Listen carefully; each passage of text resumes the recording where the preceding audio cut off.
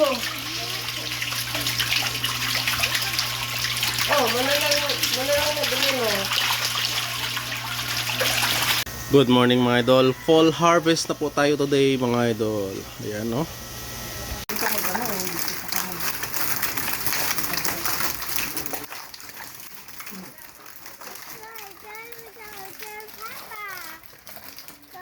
Ito yung mga malaki. Ayan. At ito na mga idol ang ating mga tilapia. Yan. So, ang mga na-harvest natin sa first, second, third, and fourth harvest is total of nasa 239 kilos po lahat-lahat mga idol. So, ito po. Nalaman natin mamaya kung magkano o ilang kilo ang ma-harvest natin dito mga idol. At kung bababawi ba natin. So, mga idol, abangan nyo po ang last video ko para dito sa ating 3x3 na concrete pan kung saan meron dito 2,500 na tilapia fingerlings plus mortality allowance. Umabot po ito siya ng nasa 2,800 tilapia fingerlings. And to be exact po mga idol, nasa 520 po yung ating mortality sa ating pag-alaga throughout the culture. So nasa 125 days to 145 days nag-start po tayo mag-harvest, 125 days. So 145 days lahat-lahat harvest na po natin mga idol. So 4 na buwan at kalahati po yan. And nakaabot tayo ng 239 kilos. So ito siya, estimate natin. Kung habutin tayo ng 300 kilos, malalaman natin kung bababawi ba tayo dito or lugi dito sa ating culture. Kasi syempre may mga consider po tayo na kuryente, although gumagamit po tayo ng solar, gumagamit din po tayo ng kuryente kapag gabi. At the same time, probiotics. At the same time, feeds. Yun. Kukompute po natin lahat ng total of feeds na nagamit natin dito. Siyempre, tubig din natin mga idol. At saka, maybe, another siguro yung tawag niyan, labor natin na konti. Yan, dito. So ito na yung ating mga na-harvest. So kumukuha po tayo ng malalaki mga idol dahil may nakuha po tayo na sa 472 grams dyan sa kabila. Galing po dito na tumalon papunta dyan sa may gurami natin. Dyan gurami. So pupili po tayo ng medyo malaki-laki kasi kapag nag-harvest na po tayo ng dyan gurami natin, meron din po tayong ma-harvest na tilapia. So ito, maliban sa kinukuha natin, ibibenta na po lahat-lahat ito siya mga idol. Yan. Sa mga nakapanood din po sa atin mga idol na gumawa po tayo ng parang tuyo or pinakas natin na tilapia. Yan. Nasa 63 kilos po yun siya lahat-lahat. Total mga idol, yun po yung ating mga nabansot for short na tilapia. So plus 10 kilos, pero yung 10 kilos po is hindi po yun siya bansot. Total of 73 kilos dahil ang 10 kilos po yun ang binayad po natin sa mga nakasama natin na tumulong sa atin sa pagpakas ng ating tilapia. Ayan. So marami nagtatanong dito. So step by step natin ituturo dito soon ang pag-culture ng tilapia sa mga nagatin ng seminar. Siguro last ng tilapia natin ito na culture. Sa mga natin mga seminars, maraming salamat. First, siyempre, pan preparation natin bago kayo mag-start ng tilapia culture. Pan preparation po, full tank ang tubig natin, full sa pan natin. At saka lagyan po natin yan siya ng banana trunks para ma-absorb po yung mga chemical from simento. After that mga idol, lalagay din po tayo ng another bagong tubig at antayin po natin magkiti-kiti bago tayo magpakawala ng tilapia. After that mga idol, yan, mag-start na po tayo ng paglagay ng tilapia fingerlings natin. Dapat sobrang quality yung tilapia fingerlings na ilalagay natin. Dapat hindi din po durimi ang size. At saka dapat preferably naka 6 reverse na po yan siya mga idol para may iwasan po natin yung pagkakaroon ng itlog na mga tilapia po natin throughout the culture. At the same time mga idol, yan, mas maganda po mag-start po kayo ng size 14 na tilapia fingerlings compare sa size 22. Dahil kapag size 22 na-observe po namin sa mga nauna naming culture na hindi sabay-sabay po or may mga fast grower po talaga yung tilapia. Kapag may fast grower po yung tilapia, may time po na hindi po siya magka-uniform ang size during harvest. Kaya din po sa atin. Although nag-start po tayo ng size 17. Pero okay, maraming salamat sa ER&C Aqua Ventures na nag-sponsor po ng ating tilapia fingerlings. Yan, napakaganda po. Makita nyo naman po mga idol yung ating harvest. Yan, sobrang dami talaga. At mga idol, sa pagpakawalan nyo po ng tilapia fingerlings, dapat po mayroon po kayong available agad na fry booster.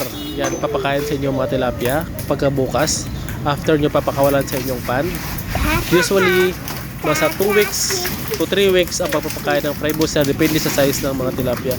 The same time, start na po kayo ng pre-starter na 00 yung ginamit ko for 2 weeks, and then pre-starter na 0 for 2 weeks. At pagdating po ng 25 grams ng average body weight ng ating mga tilapia, doon na po tayo nag-start ng pre-starter. Ayan. So inantay na po natin yung 35 grams na naman po, another na average body weight nila total. At doon na po tayo nag-shifting ng feeds natin na starter feeds. Ayan. So preferably every week po kayo magkaroon ng average body weight para monitor nyo po ang feeding sa inyong tilapia. At pagkaroon ng pagdating niya naman po ng 70 grams, doon na po tayo start ng pre-starter. At saka pagdating ng 170 grams ang average body weight, nag-finisher na po tayo mga idol, or almost 2 weeks before ng harvest, start na po tayo ng finisher, dahil ang sabi daw po nila kapag nag-finisher daw po, mabilis at saka mabigat daw yung mga tilapia. Yun ang advantage mga idol. At saka naman mga idol, usapang ammonia, syempre dahil napakarami po ng ating mga tilapia mga idol, mas mabilis po talaga dito ang pagkakaroon ng ammonia, dahil syempre yung mga solid waste po nila yun. So first pinagagawa po natin dyan mga idol is maglalagay po tayo ng probiotics. Yung nilalagay po natin sa ating pan is probiotics po yan siya mga idol, na aqua nitrifying. Ang ratio po natin 1 gram per square meter natin pan. So dahil 9 square meter po ito siya, or 3 meter by 3 meter, total of 9 square meter, hindi po ito 9 cubic meter mga idol, 9 square meter, dahil yung taas sa gilid ng pan natin is nasa 80 cm lamang pag napuno. So almost nasa 6 something to 7 cubic kung bilangin. Pero 9 gram po yung nilalagay natin na probiotics. Yan. Dito para magkaroon ng panlaban po sa ammonia. So usually every week po tayo naglalagay ang ating duration dito. Kapag nagkaroon po ng ammonia, maglalagay po ulit tayo. Pero kapag nagdating na po ng 1 week na wala pa pong ammonia mga idol, naglalagay na po tayo as top up para hindi na po siya magkakaroon ng another ammonia. Yan. The same time sa feeds po mga idol, optional po, pwede din po kayong gumaya sa amin na maglagay po ng probiotics na pa-maintenance, pang-mix sa feeds. Pwede din po na hindi. Yan. At syempre, dito mga idol, kapag ito ang pinakamaraming nagtatanong kasi, ang aerator system natin. So dito, sa first 1 month, gumamit po tayo ng LP100 or 100 watts na aerator. Yan. Pagdating ng second month, gumamit po tayo ng LP200 or 200 watts na aerator. Ayan. Pagdating ng 3 months mga idol, dalawa na po yung ginamit natin dahil malaki na yung tilapia natin. Hindi na po kaya ng LP200. Kaya, although kaya, pero after feeding po talaga mga idol, alam ko pong kulang sila sa hangin dahil nagagasping po sila. So pinag-combine ko po yung LP100 at saka LP200. Total of 300 watts na po yan siya mga idol, na aerator po nila during the day and during the night. So kayang-kaya naman po yan sa ating solar solar panel, sorry. At kaya pagdating ng 4.5 months, sakto lang po talaga yan siya mga idol. Yung 2,500 mo na tilapia, magkakaroon ka po talaga ng 300 watts na aerator. Ayan. At ito na yung ating mga tilapia mga idol, oh. Yan. So nilagay na natin dyan lahat-lahat at tinimbang po natin. Ang total na timbang po ng ating tilapia is sa 56 kilos po yung mga natira mga idol. Total na po yan siya ng 56 kilos plus 239 is 56 plus 239. Nasa 295 po yan siya mga idol. Kaya mga idol, next video natin, yan, kukompute po natin kung magkano ang ating cost and return analysis dito sa ating mga tilapia. Alright mga idol, so ito na yung harvest natin. Tingnan nyo po, yan, isang banyera, isang ganito, yan, maliit lang siya tingnan kanina pero marami pa pala, yan, at saka ito siya. So 149 kilos plus itong mga harvest natin ngayon. So ilang kilo to? Ito is nasa 11 kilos. 11 kilos.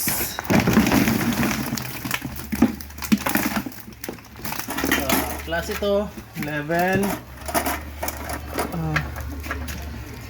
Plus nasa 16 kilos.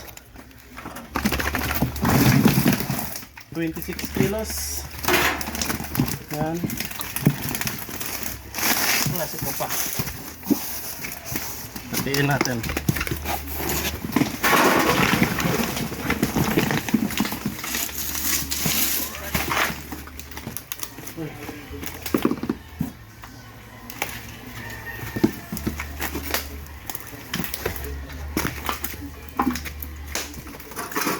Yan, 26 plus nasa 12 kilos. So 38 kilos na. Yan. Plus ito pa. Yan. 38 plus, oops. 18. So 38 plus 18, nasa 56 kilos yung last harvest natin. So nasa 300 din tayo mga idol. 300 mahigit. So kas naubos na rin yung ating tilapia.